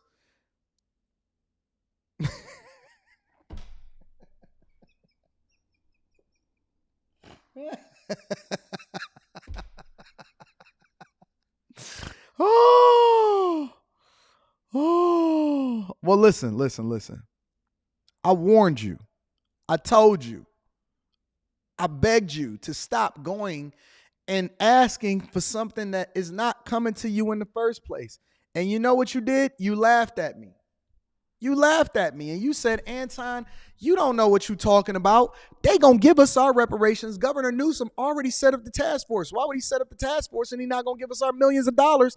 That's dwarfing the California state budget. Why wouldn't he give us our millions? Anton, you don't know what's going on. We making progress. So y'all sat in there and y'all argued and y'all fight. And then y'all had brother Tariq Nasheed come up there and give his speech. And they only gave him a minute and a half when they told him they was going to give him 3 minutes. And then they called him an agent. The very people, they supposed to be in there together, arguing together. And then they argued and they called him an agent. And they fought with each other. And then at the end of the day, Gavin Newsom said, fuck you. So, yet again, I'm right. And if you want to level up and not depend on the federal government in order to be able to make you whole, join the Bag Chasers. Link is in the description as well as pinned to the top of the chat, so that you can go ahead and get your monies up, so you can get your racks up, so that I can give you these life hacks that allow for you to continue to be successful, and then you can run that check up. All right, Pumpkin? All right, let me read some of these super chats and then we're going to continue with the show. Oh, we got a full show in there for you today. We're going to cover everything and anything. Good morning. I hope y'all have a good one. God bless the children, says DJ Kane. Shout out to DJ Kane. Aaron says, where you at? You need a roommate? Nope. Africa got to pay too. We coming for everybody. Yeah, good luck with that. We're going to see how that works out for you. Shout out to my dog, Jay Woodfin is in the building. I'm about to have Jay Woodfin specifically come into the Patreon because let me tell you about Jay Woodfin. Jay Woodfin is an expert with regard to credit. He is an expert with regard to credit. And I am going to have Jay Woodfin come inside of the Patreon and answer every single question with regard to credit. He said if you white, Asian, Indian, etc., you would normal. That's what's so effed up about this. You stand out as a black man for doing what you're supposed to do in any other race. Jay Woodfin, and so did you. So do you. We are going to have Jay Woodfin give us a masterclass in credit, and he's going to answer every single thing that you want to know. This dude know everything about Experian. He know everything about how people is getting finessed, the whole 9 yards. So shout out to my dog, Jay Woodfin. I am going to have him come through and do a masterclass inside of the Patreon because we only want people that's rocking out with us and going in the direction that we going in. Shout out to Jay Woodfin. I appreciate you. Elim says, There were over 5,000 black slave owners. Y'all ain't getting no reparations. Slaves were white too, and they were slaves, so why would they get reparations? Elim said it, not me. I had another super chat that I wanted to highlight. Hold on, I think I missed it. I think somebody was trying to hold me accountable or something like that. Lee Hub paid $2 to say, Anton, stop cooning. It's not over. It's not only money. Okay. Well, then when you get anything, you let me know how that go for you, and then I'm going to make sure that I cover it on the Millionaire Morning Show. Because I'm willing to be wrong. I'm willing to take accountability for being wrong, but I doubt it. As of right now, I've been right. Every single time I've been right. So Lee Hub, stop begging. I'm cooning, you begging. How about that? I'm cooning, you begging. Gavin Newsom set him up, and we gonna knock him down. As Gavin Newsom set him up like bowling pins, I'm gonna bowl the strikes and I'm gonna knock him down. My dog Dalen says, glad I did not vote for Newsom a second time. And y'all still got him, though. Y'all still got him. Shout out to Gavin Newsom, giving y'all everything that y'all need in order to continue to run in the Victim Olympics and make sure that he get voted in a second time and a third time and a fourth time.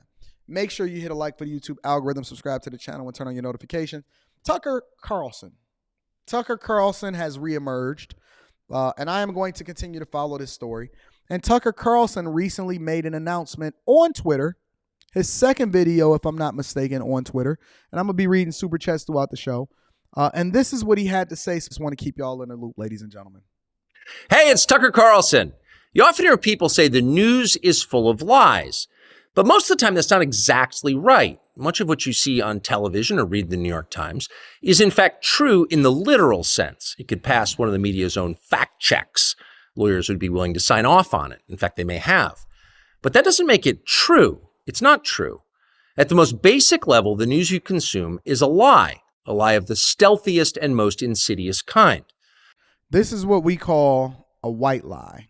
All right? This is what we call a white lie. I remember one time I was playing poker in one of the local spots out here where I live at. And the guy said, man, because I had wound up going all in. And it was a really light game. It was probably close to 10 years ago, right? And I went all in, and the pot was something like, I don't know, $400, $450 or whatever like that. And it was a 1-2 game. And so max you can buy in was $200 for those of you that understand poker. And he said, man, I think you got me. And he asked me a question, and he said, listen, I think you got such and such. I think you got me. He asked two questions in one. And he said, you got it? I said, yeah, I got it. I got it. And he said, I don't believe you. And he called me. And I got him, but I didn't have the actual hand that he had stated. And he got pissed. He got so mad. And he said, I thought you said that you had this. What he had was better than the hand that he thought that I had. But the question that I was answering is if I got him, not if I got the hand that he had stated that I had. You're missing what I'm saying. It was two hands that can beat him.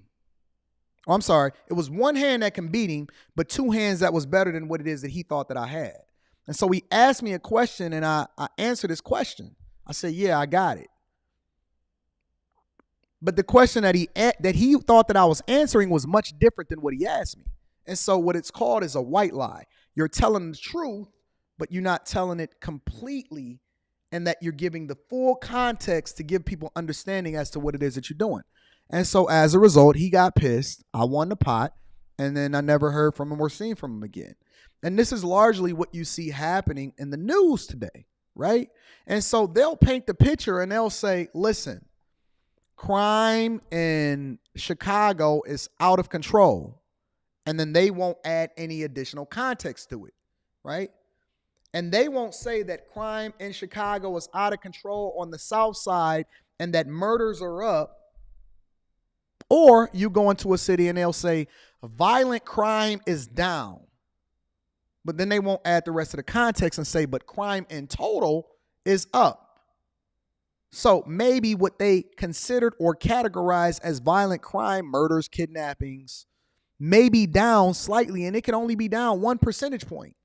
But it's enough for them to be able to state it and say that it's down, but then crime overall could be up. And then there's agendas attached to it. Maybe they want to defund the police. Maybe they want to divert funding from this over into this. Maybe it helps their campaign for them to be able to continue to get elected. And so what happens is the context is missing in order for them to continue to give you the full picture of the story, but you just take it at its face value and think that it's enough. Facts have been withheld on purpose, along with proportion and perspective. You are being manipulated. How does that work? Let's see. If I tell you that a man has been unjustly arrested for armed robbery, that is not, strictly speaking, a lie. He may have been framed. At this point, there's been no trial, so no one can really say. But if I don't mention the fact that the same man has been arrested for the same crime 6 times before, am I really informing you? No, I'm not. And so he's giving you the basics of how news works. And more importantly, I'll give you another thing. Across social media, in a general sense, people are basically doing the same thing, and that they're giving you enough for you to be able to tune in, but not enough to actually inform you. They're misleading you, similar to what Tucker Carlson is saying. And I think that in a way, he's referring to all news media outlets, but he's also throwing a shot at Fox, who he's recently been released from. I'm misleading you. And that's what the news media are doing in every story that matters, every day of the week, every week of the year. What's it like to work in a system like that? After more than 30 years in the middle of it, we could tell you stories. The best you can hope for in the news business at this point is the freedom to tell the fullest truth that you can. But there are always limits. And you know that if you bump up against those limits often enough, you will be fired for it. That's not a guess. It's guaranteed. Basically, he's saying that there is no real freedom of speech or freedom of press when it comes to you expressing exactly what you think that the people need to hear, or flat out the truth. There is no real truth that's being communicated to the general public. And so what he's communicating to you is that, in a way, and what I'm taking from this is he's saying, listen, I no longer want to be immersed in this form of what journalism is or what news reporting is. I am now divesting myself as a result of it, because the news isn't what you think it is, and nobody can truly tell you the truth. They're telling you their truth. Every person who works in English language media understands that. The rule of what you can't say defines everything. It's filthy, really, and it's utterly corrupting. You can't have a free society if people aren't allowed to say what they think is true.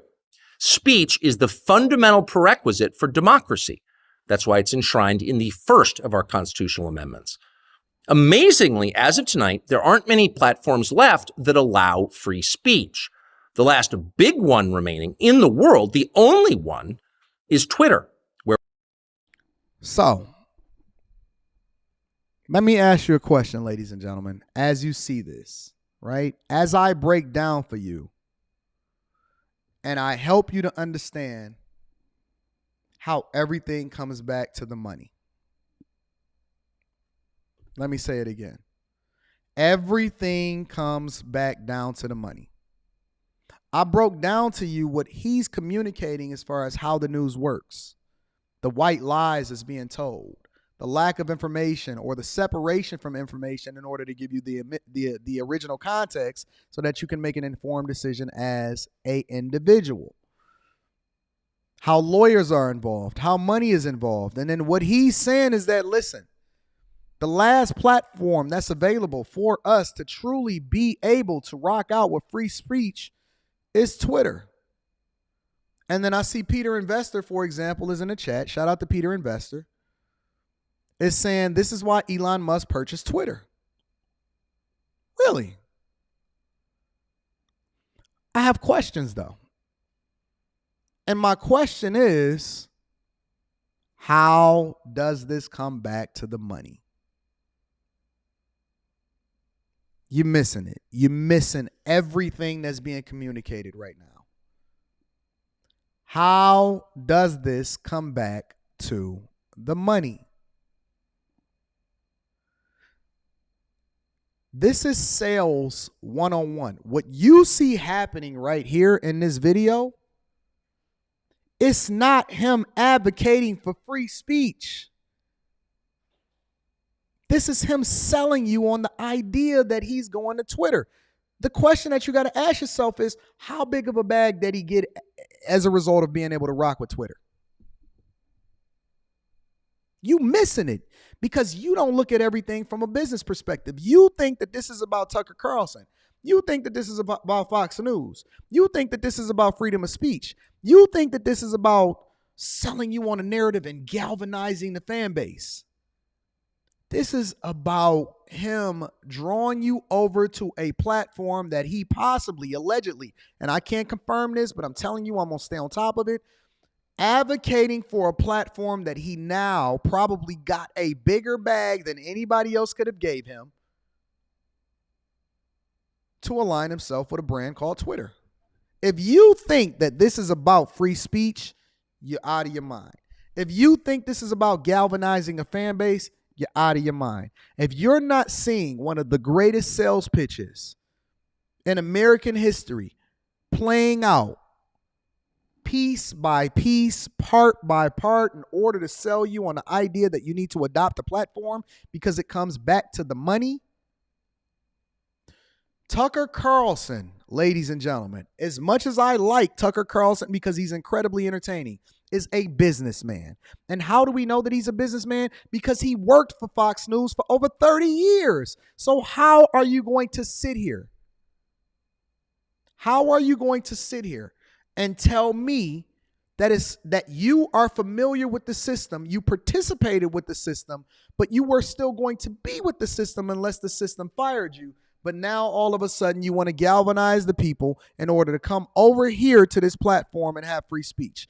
How does that work? It doesn't. It doesn't. Am I telling you that you should watch Tucker Carlson if you are entertained by it? Absolutely. You should watch anything that you find interesting and that you're entertained by. But do not be bamboozled, ladies and gentlemen. This is not about free speech. This is not about the left or the right. This is not about galvanizing people. This ain't about Fox News. This is about being a competitor to how you can get the bag. And they understand. I think that Twitter rolled out the bag for this dude. This is a sales pitch. In the purest form of what sales is. This is a masterclass. And if you go through and you look at all of the different comments on these videos, or you look at the comments on Twitter as a result of responding to it, you can tell it's a masterclass of a sales pitch because the people are not paying attention to where the money is coming from or where the money is going. They're paying attention to his message and being galvanized by it. It's a great sales pitch. It's a phenomenal sales pitch. It's awesome. Because if you're able to sell somebody something without them understanding that that it comes back to the money, then you are amongst one of the greatest pitches or pitchers of all time. Where we are now. Twitter has long served as the place where our national conversation incubates and develops. Twitter is not a partisan site. Everybody's allowed here, and we think that's a good thing. And yet, for the most part, the news that you see analyzed on Twitter comes from media organizations that are themselves thinly disguised propaganda outlets. You see it on cable news, you talk about it on Twitter. The result may feel like a debate, but actually the gatekeepers are still in charge. We think that's a bad system. We know exactly how it works. And who is we? Who is we? Who is we? Because what y'all don't understand is that if you start to go back, let me help you.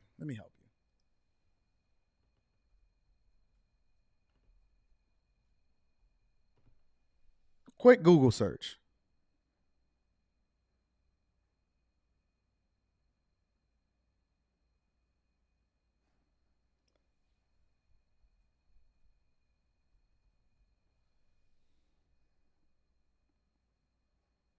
News.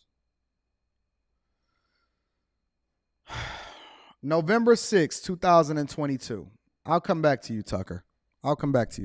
Let me help you to understand how this comes back to the money. If you go back and look at Forbes, Fortune magazine, any of this stuff, and you go through and you see what the goal was originally, right? What was the goal originally?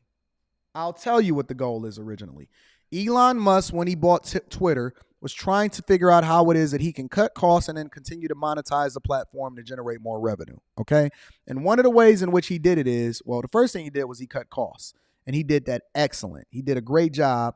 And then he started to figure out how it is that he can win back advertisers, and then he started to monetize the platform more effectively. How did he do that? He created Twitter Blue, which you now see Instagram and Facebook starting to adopt because they weren't just handing out blue checks anymore. They were requiring businesses, organizations, and even people that were important enough to actually get the blue check and force them to pay for it in order to validate and verify themselves. And it's been a money maker.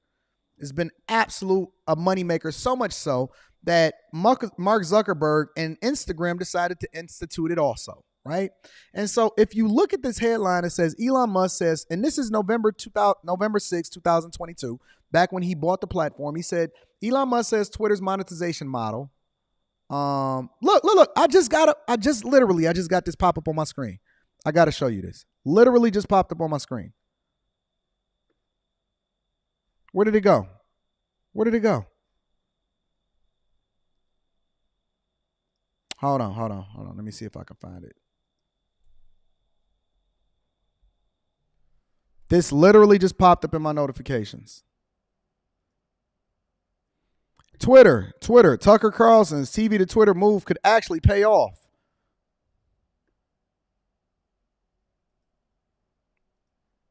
Literally just popped up on my timeline.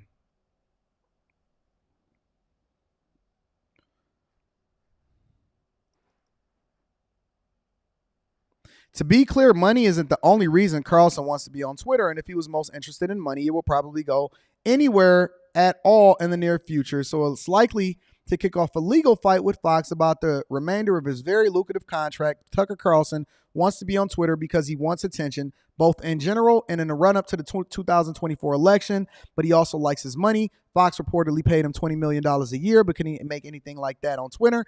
I think he can. My gut is that Musk has already promised Carlson, let me blow this up,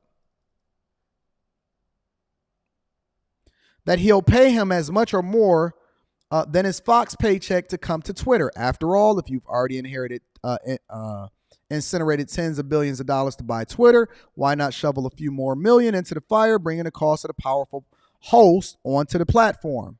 But let me tell you what it is, what the other finesse is, right? So if you deep dive into it, back when Elon Musk first purchased Twitter, and so y'all got to start paying attention to what's happening out here in these streets. Hold on. Oh, I can't see it. Hold on. Let me see if I can back up.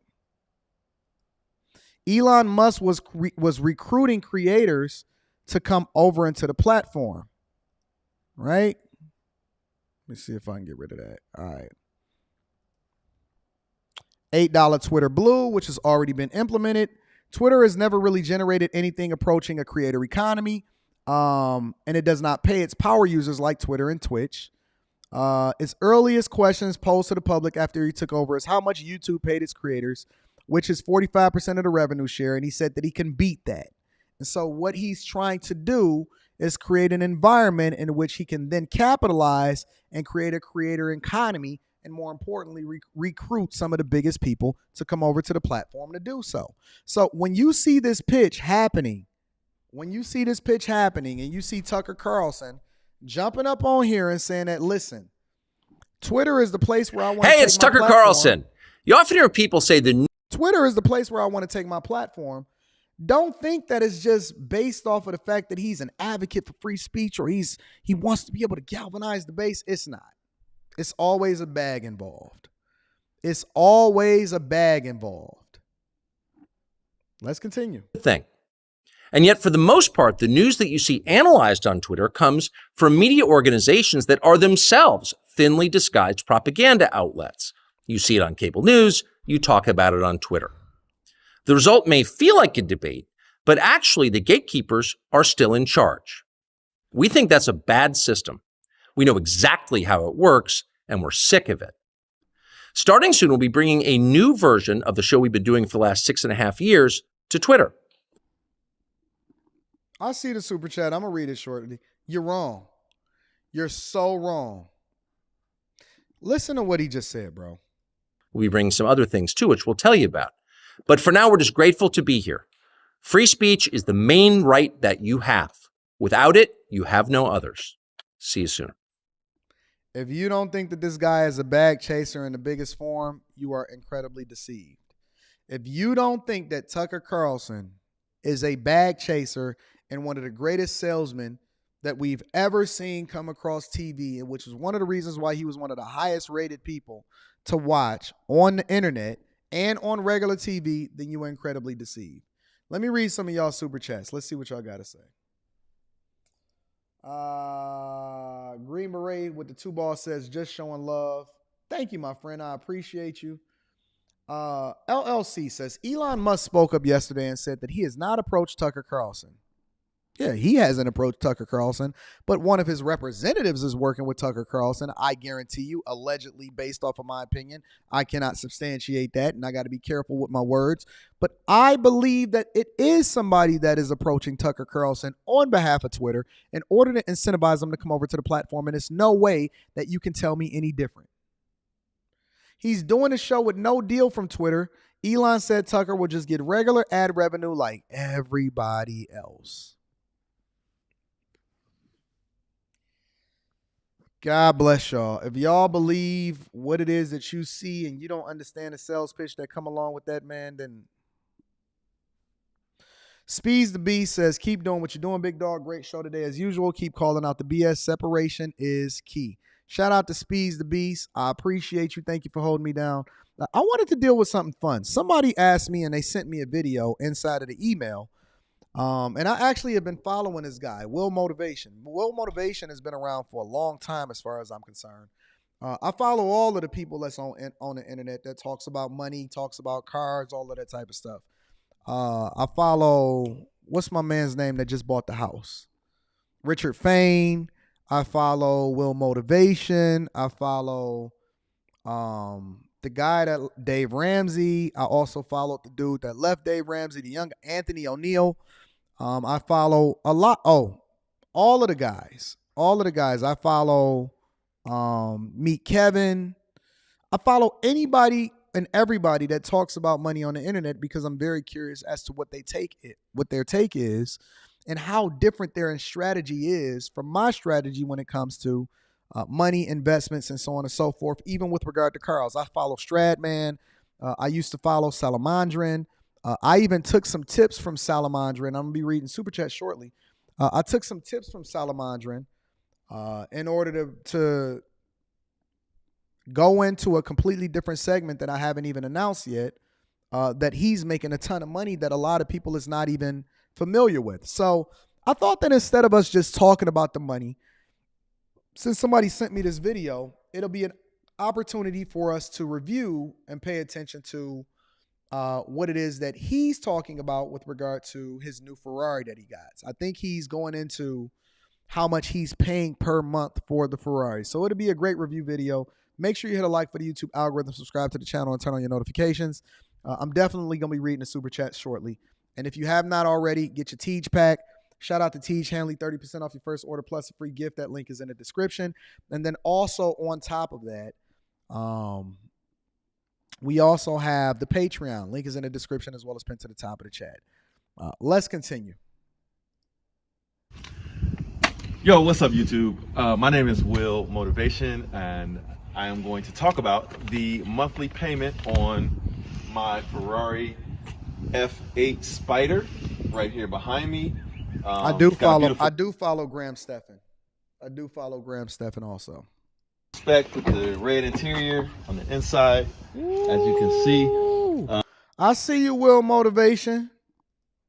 I see you, big dog. Get that bag then. Get that bag. If you want to see more videos about the spec on the car, I have lots of videos on the spec. But today, we are here to talk about the infamous monthly payment. And this time it's a real monthly payment. I did a couple of monthly payments videos. Like actually the first video that blew up on my channel. What is the fake monthly payment? I don't know who Monica Church is. Email me her stuff and I'll check it out. What is a fake monthly payment? Was a monthly payment video on my Lamborghini Gallardo like years ago. But actually more recently, I've been investing less in real estate, so I had a little bit more cash. I've been saving cash. So I was buying my cars with cash, and I was still doing a monthly payment video for an example. But actually, this time I have a real monthly payment. Okay, so now I understand the context. What he's saying is that since that was the thing that originally blew him up on YouTube, shout out to JC. I'm definitely going to be reading that super chat shortly. Since he had his originally video and how a lot of people have found him originally with the monthly payment videos on YouTube, he said that even though he had been spending and buying the cars in cash, he still had been doing a video that basically breaks down how much his monthly payment would have been if he had a car note, even though he had the resources in order to pay for the car in cash. Cool. So now he's saying that in this video, he actually has a monthly payment and he's going to break it down. But let me ask y'all a question. How much would you pay? And I see a lot of people give this myth and all of this other type of stuff, and it's fake. It's not real. And that they say everybody only rich people pay their stuff in cash. That's a lie. It's not true.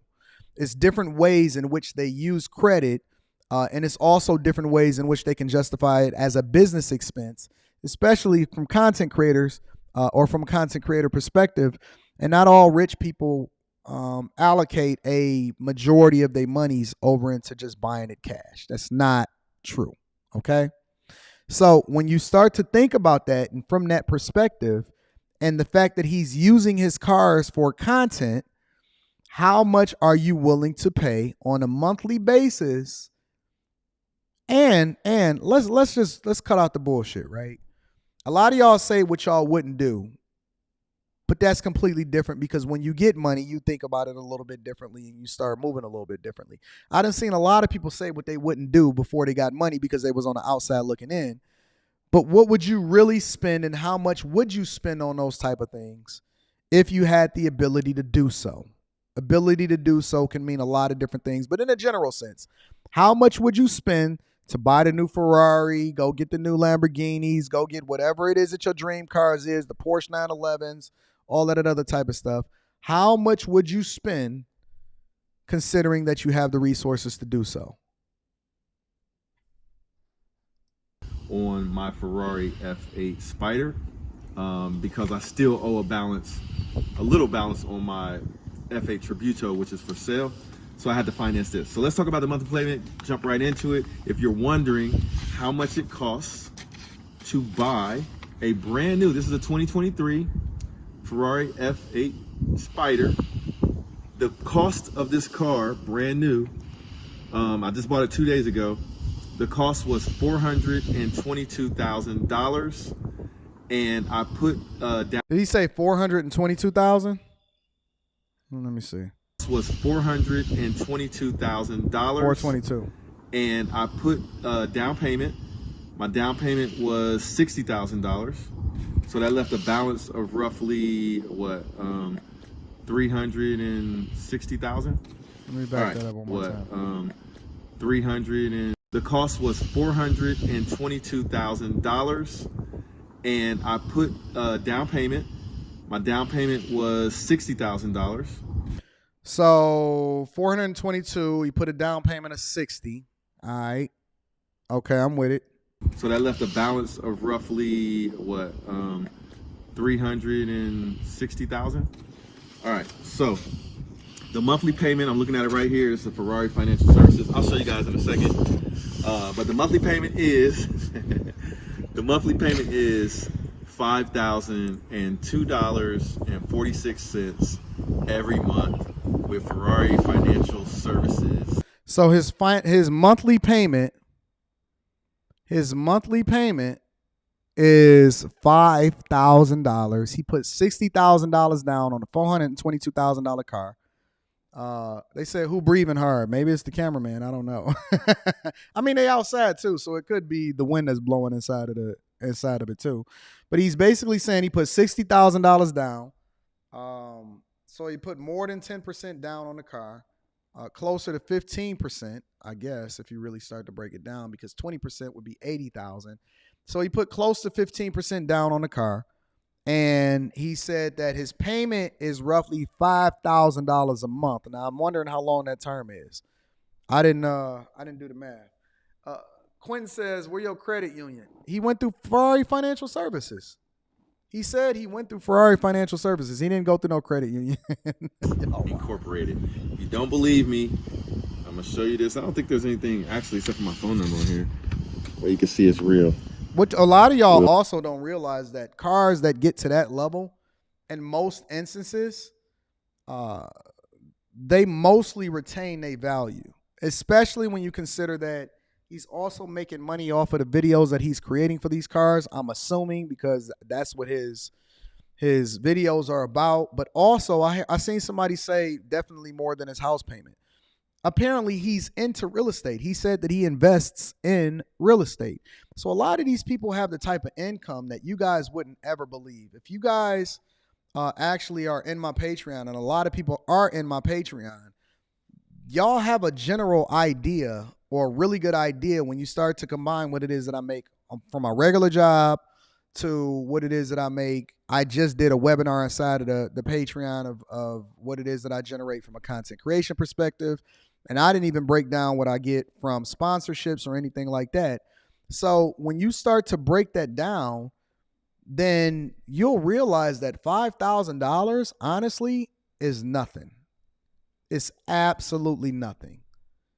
$5,000 a month, which to a regular person, I can understand that.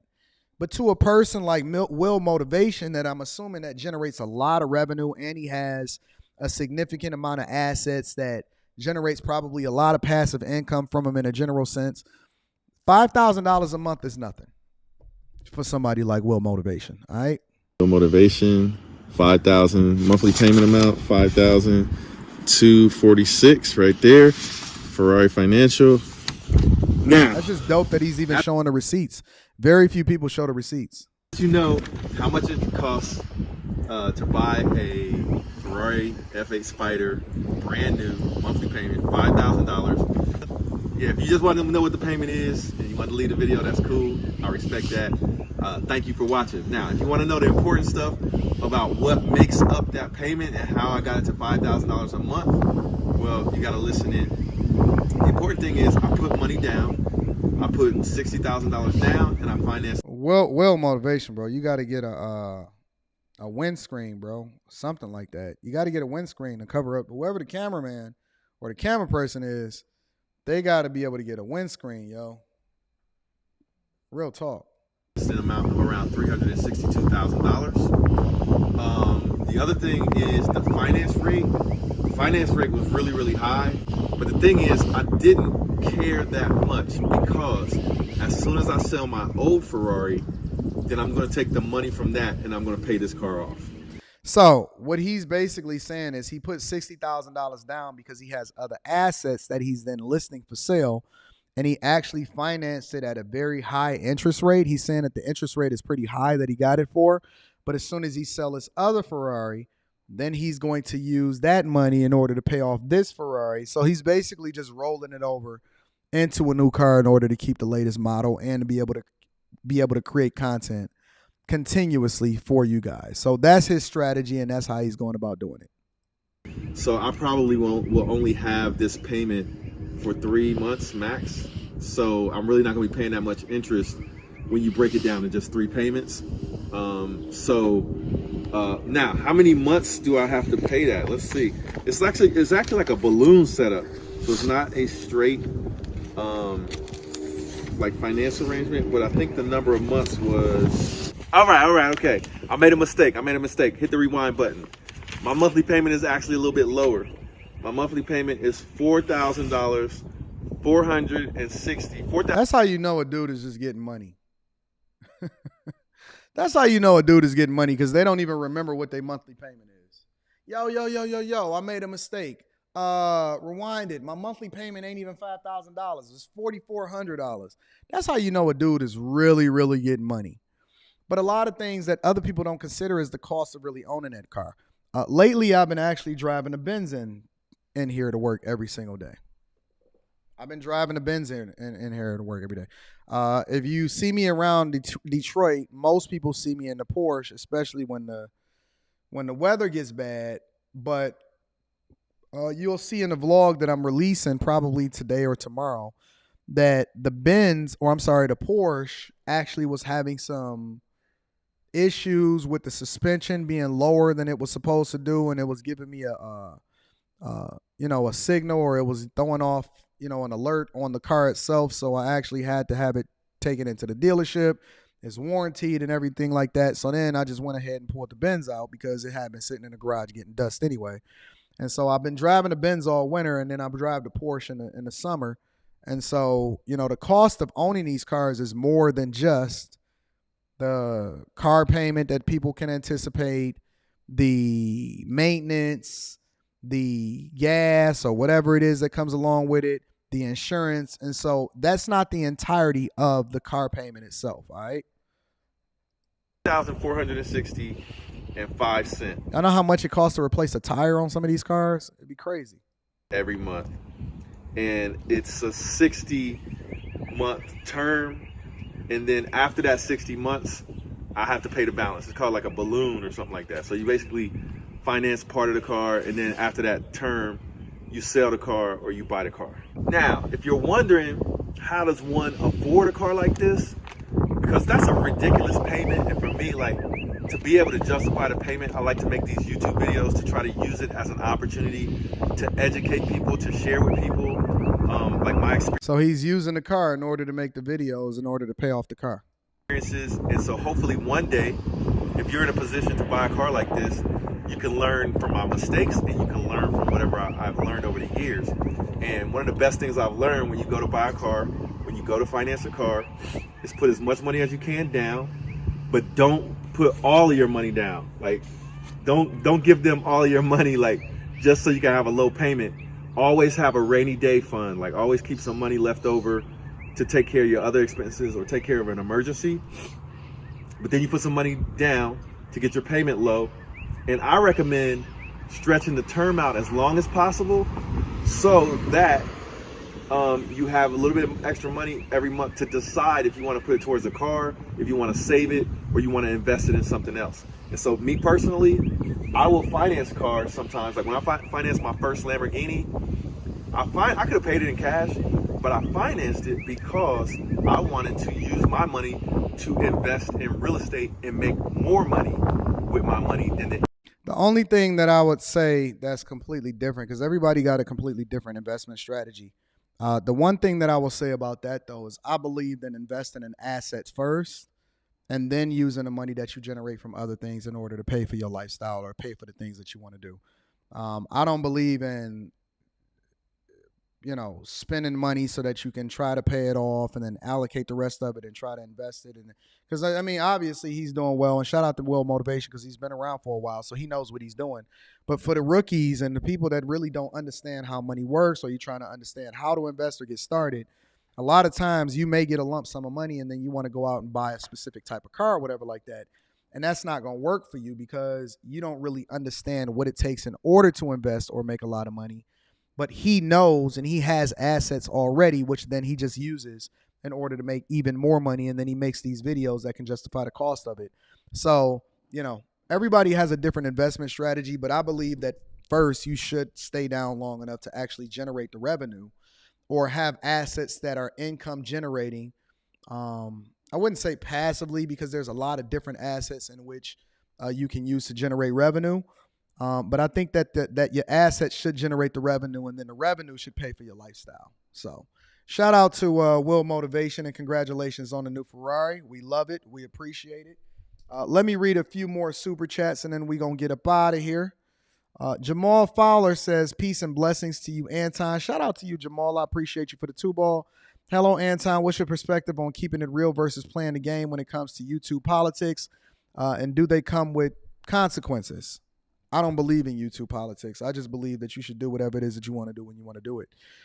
Ultimately, when it comes back down to it, you the only person that got to lay with you at night, and you the only person that determines what the course of success is. When you let other people define what your success is, then you let them put you in a box, and ain't nobody gonna put you in a box. I think that you should do exactly what it is that you want to do. And as a matter of fact, be very careful about aligning yourself with people unless you're looking to rock with them all the way.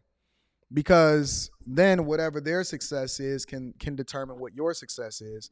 When it comes down to it, for me, I'm going to rock out with people. If I see a collaboration opportunity or an interview, then I'm going to do it. But I just feel like I can cut my camera on, I can cut my microphone on, and I can cook no matter what.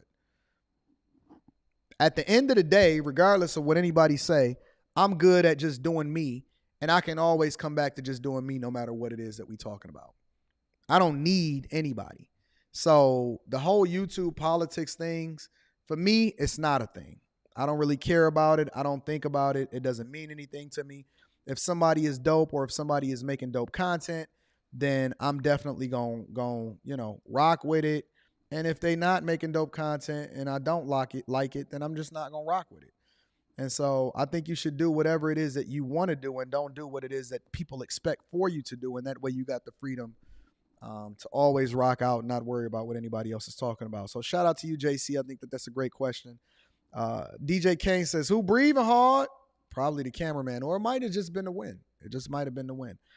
Listen, I appreciate y'all. I love y'all. Thank y'all for tuning in to the Millionaire Morning Show. You guys have been an awesome, awesome audience. We do it every single Monday through Friday. And you know what tomorrow is. It's the smoke show. So anybody that want to come up and give their opinion on the Millionaire Morning Show or anything that we've covered throughout the week, we will have the regular show, but we will be making it available to the general public. Again, shout out to the sponsor, Teach Hanley, 30% off the first order plus a free gift. That link is in the description for you guys to take advantage of. Even if you had Teach Hanley before using another link, you need to cancel that and then re-sign up with the link that I'm giving you inside of the description of this video. I love you. I appreciate you guys. You are absolutely awesome. Make sure you tap into the Patreon and vote on where it is that we're going to meet up next. Got a new video dropping for y'all tomorrow morning. That's absolutely awesome. And I need you to do me one more favor before we get up out of here, ladies and gentlemen. Wait a minute. There we go. Make sure you share this with your family and friends. We don't want to be successful and rich by ourselves. I love you. I appreciate you. You guys are absolutely awesome. And we're going to continue to run that bag up. Shout out to all of my friends and family and the bag chasers. I'm going to holler at y'all later. Peace.